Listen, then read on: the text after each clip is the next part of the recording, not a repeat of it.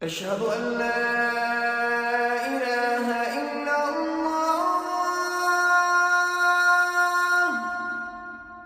رب اشرح لي صدري ويسر لي أمري واحلل عقدة من لساني يفقهوا قولي اللهم ثبتنا عند الموت بلا إله إلا الله اللهم اجعلنا من الذين آمنوا وعملوا الصالحات وتواصوا بالحق وتواصوا بالصبر آمين يا رب العالمين.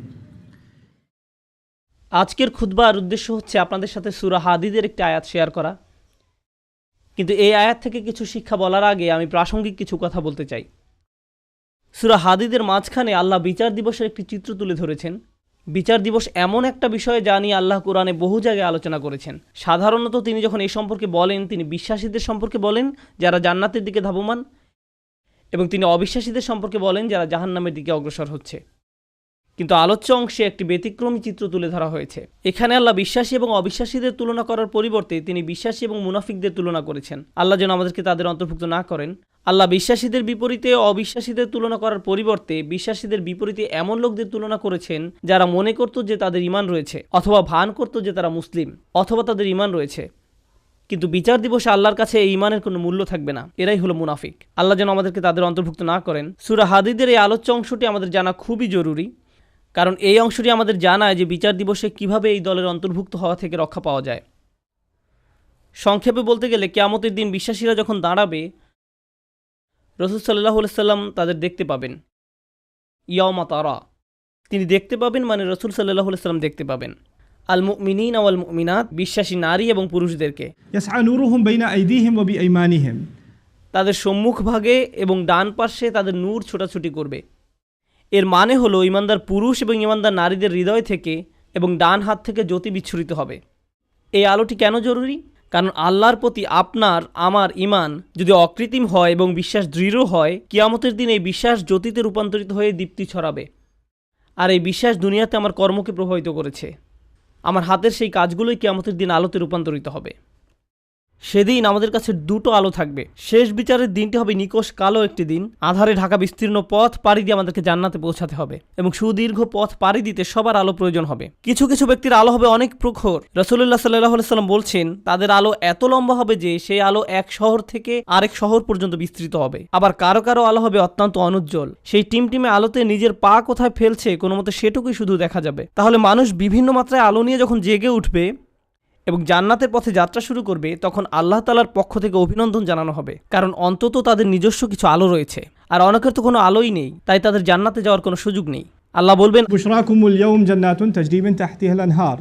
আল্লাহ বলবেন আজ তোমাদের জন্য সুসংবাদ জান্নাতের, যার তলদেশ দিয়ে নদী প্রবাহিত। তোমাদের সামনেই এটা আছে, হাঁটতে থাকো, চলতে থাকো। পরবর্তী আয়াতে আল্লাহ অন্য একদল লোকের কথা বলেন যারা জেগে ওঠার পর গভীর বিস্ময় আবিষ্কার করবে পথ চলার জন্য তাদের নিজস্ব কোনো আলো নেই। চারপাশ গভীর অন্ধকার, বহু দূরে তারা দেখবে কিছু আলো। আপনারা দৃশ্যটা কল্পনা করতে পারেন, চারপাশ গভীর অন্ধকারচ্ছন্ন, আর বহু দূর থেকে তারা দেখবে কিছু মানুষ আলো নিয়ে এগিয়ে যাচ্ছে। তারা হয়তো মানুষ দেখতে পাবে না, শুধু আলোর বিচ্ছুরণ দেখা যায়। তখন তারা ভাববে আমাদেরকে দ্রুত তাদের কাছে পৌঁছতে হবে, কারণ আলোটা ধীরে ধীরে হারিয়ে যাচ্ছে। তো সেই মুনাফিকরা কিয়ামতের দিন এইরকম একটি তমসাচ্ছন্ন পরিস্থিতিতে জেগে উঠবে, আর তারা বিশ্বাসীদের আলো দেখে তাদের ধরার চেষ্টা করবে, কারণ তাদের নিজস্ব কোনো আলো থাকবে না। তারা জেগে উঠে গভীর বিস্ময় আবিষ্কার করবে তাদের সাহায্য করার মতো কিছুই নেই। يقول المنافقون والمنافقات للذين آمنوا انظرونا نقتبس من نوركم. যেদিন মুনাফিক পুরুষ এবং মুনাফিক নারীরা মুমিনদেরকে বলবে তোমরা আমাদের জন্য অপেক্ষা করো, আমরাও কিছু আলো নিব তোমাদের জ্যোতি থেকে, আমরাও কিছু আলো নিব তোমাদের জ্যোতি থেকে। ইকতিবাস শব্দ দ্বারা বোঝায়, যেমন আগের দিন আপনার হাতে মশাল থাকতো আর অন্যজনের আগুন থেকে নিজের মশাল জ্বালিয়ে নিতেন, সেরকম। তাই তারা ভাবলো আমরা তোমাদের থেকে কিছুটা আলো ধার নেব, তোমাদেরটা নিয়ে যাব না, একটু থামো, আমাদেরকে সাহায্য করো। তখন মুনাফিকদেরকে বলা হবে ارجعوا وراءكم তোমরা পিছনে ফিরে যাও, পিছনে ফিরে যাও فالتمسوا نورا. এবং আলোর খোঁজ করো, আমরা তোমাদের সাহায্য করব না। হাসরের ময়দান হচ্ছে এমন ভয়াবহ একটি জায়গা যেখানে জন্মদাত্রী মা নিজ সন্তানকে পর্যন্ত অগ্রাহ্য করবে। ভাই বোন, স্বামী স্ত্রী, বাবা মা, আত্মীয় স্বজন, প্রাণের বন্ধু, এই সব পার্থিব সম্পর্কগুলো ছিন্ন হবে। প্রতিটি মানুষ শুধুমাত্র নিজেকে বাঁচাতে উদ্বিগ্ন থাকবে, কেউ এমনকি পিছনে ফিরেও তাকাবে না। তোমরা পিছনে ফিরে যাও এবং আলোর খোঁজ করো, পিছনে ফিরে যাও এক প্রকার ব্যঙ্গাত্মক মন্তব্য, মানে দুনিয়াতে ফেরত যাও এবং আলোর সন্ধান করো। কারণ কেউ যদি দুনিয়াতে তার ঈমান ও কর্ম দিয়ে আলো সংগ্রহ না করে থাকে, তাহলে সেদিন তার নিজস্ব কোনো আলোই থাকবে না। فالتمسوا نورا. আলো সংগ্রহ করার একমাত্র জায়গা হলো এই দুনিয়া। তারপরেও মুনাফিকরা মুসলমানদেরকে ধরার চেষ্টা করবে। এভাবে যখন তারা বিশ্বাসীদের নিকটবর্তী হবে, فضرب بينهم بسور له باب ঠিক এমন একটি মুহূর্তে দুই দলের মাঝে একটি বৃহৎ প্রকাণ্ড দেয়াল নেমে আসবে, যার একটি দরজা থাকবে। এই দরজা সম্পর্কে আমরা অন্য সময় আলোচনা করব। আল্লাহ বলেন, অতঃপর উভয় দলের মাঝখানে খাড়া করা হবে একটা প্রাচীর, ফলে এখন তারা ধরার চেষ্টা করলেও পারবে না। দেয়ালটি খাড়া হওয়ার পর আল্লাহ বলেন, দেয়ালের অন্য পাশে যে পাঁচটা মুনাফিকরা দেখতে পাবে না, সেখানে থাকবে আল্লাহর করুণা, দয়া এবং মমতা, আর অপর দিকে থাকবে কঠোর শাস্তি এবং অন্ধকার। কঠোর শাস্তি এবং অন্ধকার। তাহলে এখন শুধু অন্ধকারই নয়, রয়েছে বিশাল এক দেয়াল, ফলে তাদের পালানোর আর কোনো জায়গা নেই। আর পেছনে দেখতে পাবে শাস্তি তাদেরকে আচ্ছন্ন করার জন্য এগিয়ে আসছে। তখন এই মুনাফিকরা, আল্লাহ আমাদের তাদের অন্তর্ভুক্ত না করুন, মুনাফিকরা মরিয়া হয়ে বলবে, ألم نكن معكم আমরা কি তোমাদের সাথে ছিলাম না?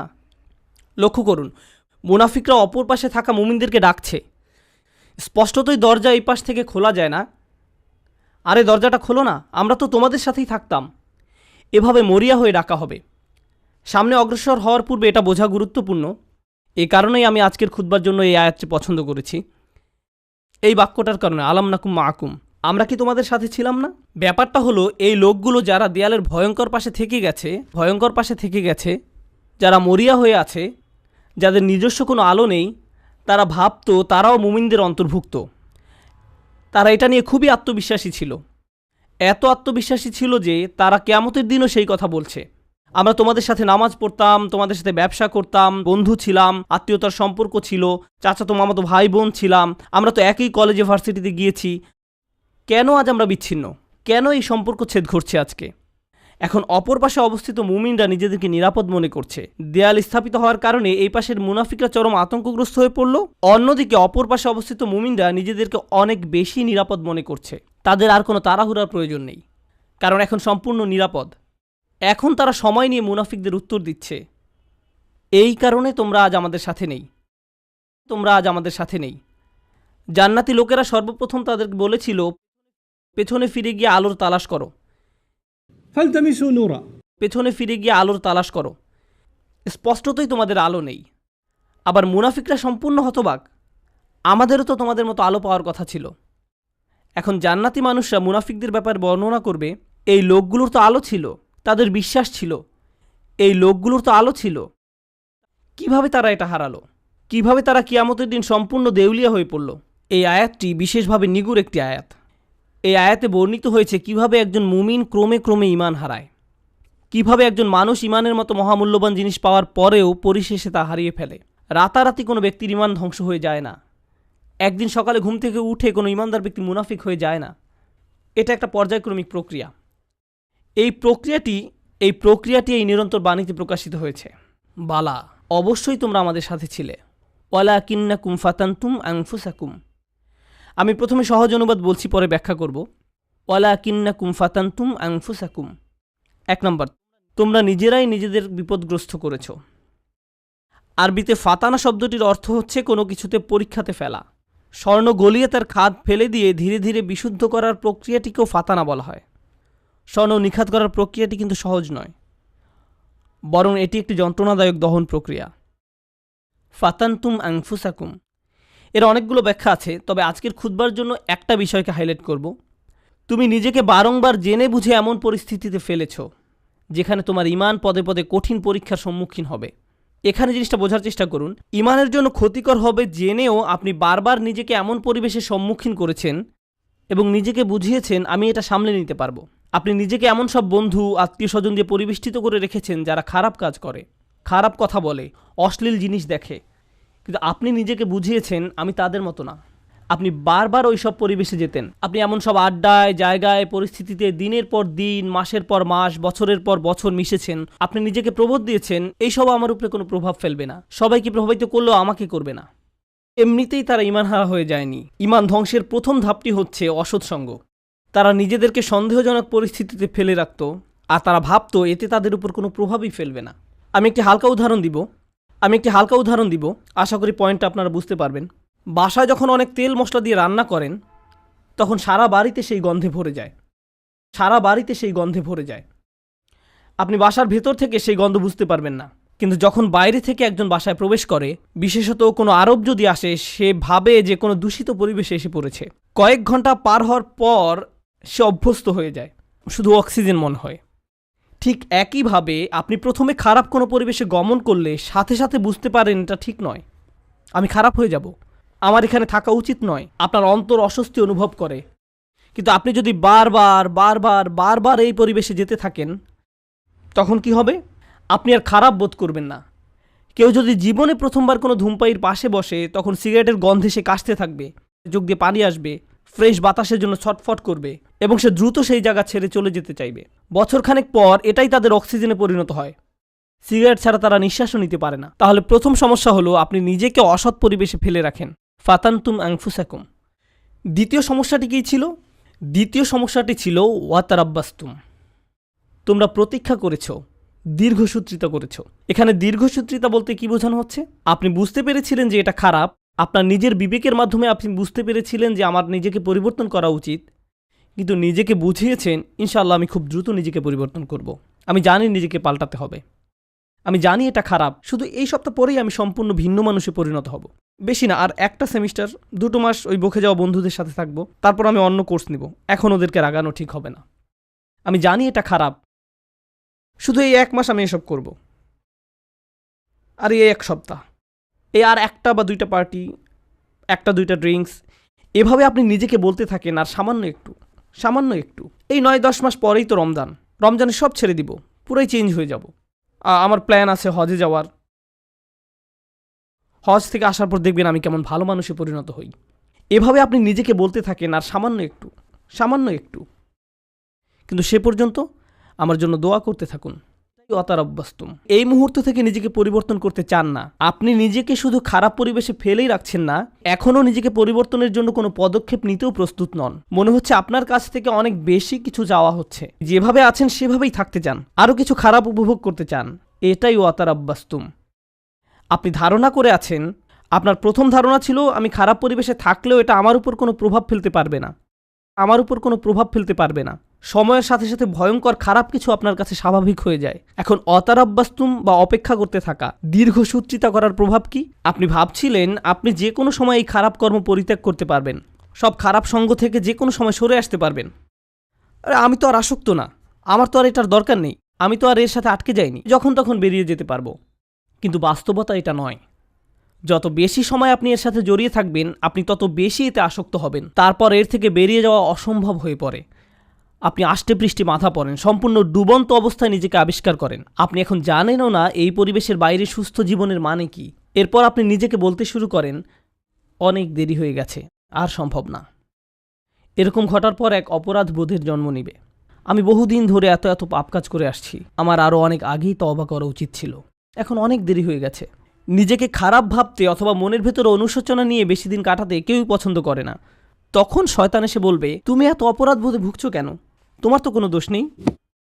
এই ইসলাম নামের জিনিসটাই তোমার মনের ভেতর যত অপরাধ বোধের জন্ম দিয়েছে। এই ইসলাম বলছে এটা হারাম, ওটা গুনাহ, এভাবে কথা বলবে না, ওটা খেও না, অমুকটা দেখো না, ওখানে যেও না। এই ইসলাম তোমাকে নিজের সম্পর্কে খারাপ ধারণা দিচ্ছে। আচ্ছা, এই ইসলাম যে এত কঠিন সব নিয়মকানুন মেনে চলতে বলছে, এটা সত্য কিনা তুমি কি নিশ্চিত? শয়তানের ওয়াসওয়াসা শুনে বিভ্রান্ত ব্যক্তি ভাবতে থাকে, আমি আসলে কেন ইসলামে বিশ্বাস করি? মনে হয় যেন ইসলাম চায় না আমি আনন্দে থাকি। আমি শুধু আমার জীবন উপভোগ করতে চাই, আমি সুখী হতে চাই, আমি স্বাধীনভাবে বন্ধুবান্ধবের সাথে মৌজ মাস্তি করতে চাই, জীবনকে সর্বোচ্চ উপভোগ করতে চাই। আমি তো এমনিতেই কোরআনের সত্যতা সম্পর্কে নিশ্চিত নই। আল্লাহ বলে কেউ আছে কিনা এই ব্যাপারেও আমার সন্দেহ আছে। এই কোরআন হাদিস কতটা নির্ভরযোগ্য? আমাদের আশেপাশে এরকম বিভ্রান্ত অবস্থায় অনেক আবদুল্লাহ, জয়নব, আলী, ফাতিমা, আব্দুল করিম, আহমেদ, রুকাইয়া তরুণ তরুণীর আমরা দেখতে পাই। তারা খুব নির্ভীকভাবে বলে, ইসলাম নিয়ে আমার মনে অনেক সন্দেহ আছে। আর এই মানুষগুলো এমন নয় যে তাদের দর্শনশাস্ত্রে পিএইচডি রয়েছে বা ইসলামের ইতিহাসে ব্যাপক জ্ঞান রয়েছে, কিংবা এসব বিষয়ে বহুদিনের অধ্যয়নের ফলে তাদের মনে ধীরে ধীরে সংশয়ের জন্ম নিয়েছে। আসল ব্যাপার তা নয়। এরা নিজেদের জন্য জেনে বুঝে খারাপ সঙ্গ এবং অসৎ পরিবেশ বেছে নিয়েছিল। আমি এমন শত শত মানুষের সাথে কথা বলেছি, তারা আক্ষরিক অর্থে এই আয়াতের ভিতরে জীবনযাপন করছে। তোমরা নিজেরাই নিজেদেরকে বিপদগ্রস্ত করেছ, প্রতীক্ষা করেছ, সন্দেহ পোষণ করেছ এবং অলিক আশার পেছনে বিভ্রান্ত হয়েছ। অবশেষে আল্লাহর আদেশ এসে পৌঁছেছে।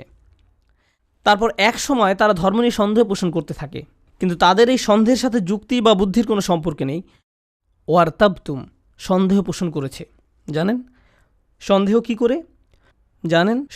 করে? সন্দেহ প্রথমে তাদের ইসলামের গণ্ডি থেকে বের করে দিবে। তারা এভাবে নিজেকে সান্ত্বনা দিবে, এটা তো আসলে পুরোপুরি সত্য না। সুতরাং এটা না মানার কারণে আমার খারাপ অনুভব করার দরকার নেই। যখন তাদের মনে সন্দেহ দানা বাঁধতে থাকে এবং সময়ের সাথে সাথে সেই দানা দেয়ালে পরিণত হয়, তখন তারা এই দেয়ালের আড়ালে নিজেকে লুকাবে এবং নানা প্রকারের অনৈতিক কাজের বৈধতা দেবে। একবার যখন তারা এই পর্যায়ে এসে উপনীত হবে, তখন দুটো জিনিস তাদের কাছ থেকে তুলে নেওয়া হবে। জান্নাতের আকাঙ্ক্ষা কেড়ে নেওয়া হবে, আল্লাহর সন্তুষ্টি লাভের আকাঙ্ক্ষা কেড়ে নেওয়া হবে। অন্তরে সেই বিশেষ নূর ধারণ, স্পৃহা, এইসব কিছু চাওয়ার বাসনা হারাবে। তাদের এই দুনিয়াতেই সেটা নেই। যে লোক আল্লাহর নিকট থেকে সেই সফলতা পেতে চায়, আল্লাহ তাদেরকে এই দুনিয়াতেই তা দিবেন, কিন্তু সেই আকাঙ্ক্ষা তো এখন আর অবশিষ্ট নেই। তাদের এই সম্পর্কে সন্দেহ রয়েছে। 2 নাম্বার, জাহান্নামের ভয় হারাবে। এই দুইটা জিনিস তারা হারাবে, আল্লাহর সন্তুষ্টি লাভের প্রত্যাশা এবং জাহান্নামের আতঙ্ক। এই ব্যক্তির কাছে এখন কিয়ামত বা বিচার দিবসের কোনো মূল্য নেই। কেউ তার সামনে জান্নাত, জাহান্নাম, শেষ বিচারের কথা বললে এটা তার কাছে তামাশা মনে হয় এবং এমনকি এইসব নিয়ে হাসি ঠাট্টা করবে। যখন কারো অন্তর থেকে আখিরাতের প্রাপ্তির আশা হারিয়ে যায় এবং জাহান্নামের শাস্তির ভয় মন থেকে দূর হয়ে যায়, তখন কি হয় জানেন? তখন তার কাছে শুধু একটা জিনিসই গুরুত্ব পায়, দুনিয়া। মনে প্রাণে পুরোপুরি দুনিয়ামুখী হয়ে যায়। যেহেতু পরকাল বলে কিছু নেই, তাই এই দুনিয়াতেই যা কিছু করার পাবার জন্য মরিয়া হয়ে যেতে হবে। অর্থ, বিত্ত, সাফল্য, সম্পদ, জনপ্রিয়তা, বিনোদন, মৌজ মাস্তি, সব ধরনের ম্যাটেরিয়াল থিং যে কোনোভাবে যে কোনো পথে অর্জন করাটাই মুখ্য ব্যাপার হয়ে দাঁড়াবে। সে ভাববে দুনিয়া দিয়ে এইসব প্রাপ্তির ভিতরে রয়েছে সব আনন্দ এবং চূড়ান্ত মানসিক তৃপ্তি, মৌজ মাস্তি, সব ধরনের ম্যাটেরিয়াল থিং। তাই পরবর্তী ধাপটা হচ্ছে অগর্রাতকুমুল আমানিয়্যু, অলিক আশার পেছনে বিভ্রান্ত হয়েছে। সে মিথ্যা আশার পেছনে ছুটেছে এবং মনে করেছে পার্থিব অর্জন তাকে সুখী করবে। সে তার সম্পূর্ণ জীবন শুধু এই লক্ষ্যেই ব্যয় করেছে। সে মনে করেছিল এই সব কিছু তাকে তার লক্ষ্যে পৌঁছে দেবে। কারোর জন্য সেটা হয় পরবর্তী কোনো মুভি, কারোর জন্য কোনো খেলনা, কারোর জন্য নেক্সট স্মার্টফোন। যেমন কোনো স্টার ওয়ার মুভি বের হলে টিকিটের লাইনে হজের ভিসার লাইনের চেয়েও লম্বা লাইন হয়, কারণ তাকে এখনই এটা দেখতে হবে। যদি এখন না দেখা হয়, জীবন তো তাহলে পুরাই ব্যর্থ। এখনই এটা দেখতে হবে। যদি মুক্তি পাওয়ার রাতে না দেখা হয়, জীবনের তো তাহলে কোনো মূল্যই থাকে না। তাই এখনই দেখতে হবে। এরপর সে ভেবেছিল এই মুভি দেখলে তা হয়তো তাকে এক ধরনের মানসিক পরিপূর্ণতা দিবে, যা সে কোথাও পায়নি। হল থেকে বের হয়ে এসে চোখ বড় বড় করে বলে, এটা দারুণ ছিল। পরক্ষণে আবার বিষণ্ণ হয়ে যাবে। নিজেকে প্রশ্ন করবে, এখন কি করব? আবার দেখব মুভিটা? এটা দারুণ ছিল। প্রথমবারের মতো অতটা ভালো না লাগলেও মোটামুটি ভালো লাগবে, কারণ যে জিনিসটা তাদের প্রকৃত শান্তি দেওয়ার কথা, আল্লাহর সন্তুষ্টির অন্বেষণ, সেটা তো আর জীবনের লক্ষ্য নয়। সেই ইচ্ছাটাও আর অবশিষ্ট নেই। অগর্রাতকুমুল আমানিয়্যু হাত্তা জাআ আমরুল্লাহ, অবশেষে আল্লাহর আদেশ এসে পৌঁছেছে। বিশ্বাসীদের মতে এটাই ছিল তার জীবন। মুমিনরা বলবে এটাই তার জীবন, যারা তাদের ঈমান হারিয়ে ফেলেছিল, যেটা শুরু হয়েছিল আপাত দৃষ্টিতে একটা ছোট পদক্ষেপ থেকে, অসৎসঙ্গ, এবং সেখান থেকে এটা একটা অটোমেটিক ডাউনওয়ার্ড স্পাইরাল সিঁড়ি, শুধুই নিচের দিকে নেমে যাওয়া। তারপর তার মনে সন্দেহ দানা বাঁধতে শুরু করে। এরপর সে তার গোটা জীবন শুধু কামনা বাসনা চরিতার্থ করে এবং দুনিয়াবি অর্জনের পিছনে ব্যয় করে। অগররকুম বিল্লাহিল গরুর। তারপর আল্লাহ বলেন চূড়ান্ত প্রতারক।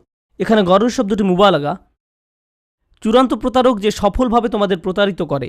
সেদিন ঈমানদাররা দেয়ালের অপর পাশের মুনাফিকদের এটাই বলবে।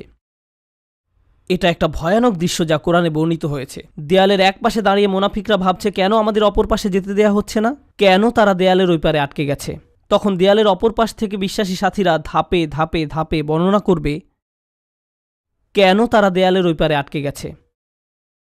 আর কোরআনের এই বর্ণনাটি আপনার আমার জন্য আল্লাহর পক্ষ থেকে একটা উপহার। এটা একটা উপহার যে কিয়ামতের দিবসে সেই ভয়াবহ চিত্রটি এখানে তুলে ধরা হয়েছে। আমার এখন জানাই উত্তম, কারণ সেদিন আমি এই পরিস্থিতিতে পড়তে চাই না। তখন জেনে দিশেহারা, আতঙ্কিত, আশাহত হয়ে পড়তে চাই না। কেন আমি আল্লাহ প্রদত্ত ঈমান হারিয়ে ফেললাম।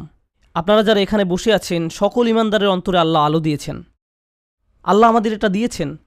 এখন প্রশ্ন হচ্ছে আমরা এই নূরকে অন্তরে ধারণ করতে পারছি কিনা। আমাদের নিজেদের দিকে তাকিয়ে দেখতে হবে আমরা কোথায় আছি। কেউ কেউ হয়তো অসৎ সঙ্গের ফিতনার সাথে জড়িয়ে আছি। হতে পারে আপনি মাত্র প্রথম ধাপে আছেন আর ভাবছেন যাক না আরও কিছুদিন। হয়তো এটা এমনও হতে পারে আপনি এখন শেষ ধাপে আছেন। তাই শুধু দুনিয়াবি জিনিসের মাঝেই আপনি চূড়ান্ত সাফল্য এবং মানসিক প্রশান্তি খুঁজে বেড়ান।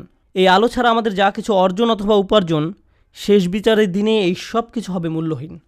শেষ বিচারের দিনে এই সব কিছু হবে মূল্যহীন। তাই এই অনুচ্ছেদে আল্লাহ তাআলা এটাকে প্রথমে আলো হিসাবে বর্ণনা করেছেন। বিচার দিবসে এই আলোরই একমাত্র মূল্য থাকবে। তাই এই অনুচ্ছেদের প্রথমে আল্লাহ তাআলা এটাকে আলো হিসাবে বর্ণনা করেছেন। বিচার দিবসে এই আলোরই একমাত্র মূল্য থাকবে। কুরআনের আরেকটি সূরায় যেমন বলা হয়েছে, ইল্লামান আতাল্লাহা বিকলবিন সালিম, যে সুস্থ অন্তর নিয়ে তার রবের কাছে আসবে, যে অন্তর তাদের সম্মুখে আলোর দ্যুতি ছড়াবে। এই দুনিয়াতে আপনার আমার আর বাকি যা কিছু আছে সবই অর্থহীন। শেষ বিচারের দিনে আল্লাহর সামনে এর সবই গুরুত্বহীন। কিছুদিনের জন্য আমরা এইসব উপভোগ করতে পারি, কিন্তু যদি এর ফাঁদে আটকে যাই এবং আমাদের অন্তরের সব জায়গা দখল করে নেয়, অন্তরে আর কোনো জায়গা বাকি থাকবে না। আর তাই এর পরের আয়াতে আল্লাহ তাআলা বলছেন, ফালিয়াউমা লা ইউখাযু মিনকুম ফিদিয়াতুন ওয়ালা মিনাল্লাযীনা কাফারু মাওয়াকুমুন নার হিয়া মাওলাকুম ওয়া বিইসাল মাসির। আজকে তোমাদের কাছ থেকে কোনো মুক্তিপণ, কোনো ক্ষতিপূরণ গ্রহণ করা হবে না। কোনো কিছু বন্ধক দেওয়ার চেষ্টা করো না। আজকে ওই দরজাগুলোতে তোমাদের প্রবেশাধিকার নিষিদ্ধ। কোনো ধরনের জরিমানা বা মুক্তিপণ দিয়ে দরজাগুলোর ওই পাশে যাওয়ার কোনো সুযোগ নেই। তোমাদের থেকে নয়, কাফেরদের থেকেও নয়। এই আয়াতের ভীতিকর দিক হলো লা ইউখাযু মিনকুম ফিদিয়াতুন ওয়ালা মিনাল্লাযীনা কাফারু। আজকে তোমাদের এবং কাফেরদের একই পরিণতি। আপনি এবং কাফেররা আজ একই দলে পড়ে গেছেন। আমি তোমাদের নিকট থেকে কোনো মুক্তিপণ গ্রহণ করব না, কাফেরদের থেকেও নয়। তোমাদের সবার আবাসস্থল জাহান্নাম। কতই না নিকৃষ্ট এই প্রত্যাবর্তন স্থল। শেষ বিচারের দিবসের এই পূর্ণ চিত্রটি তুলে ধরার পর আল্লাহ সুবহানাহু ওয়া তাআলা এভাবে উপসংহার টানেন।